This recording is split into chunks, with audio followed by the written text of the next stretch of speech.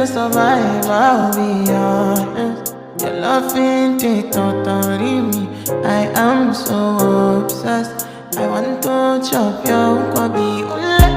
Your body, they make me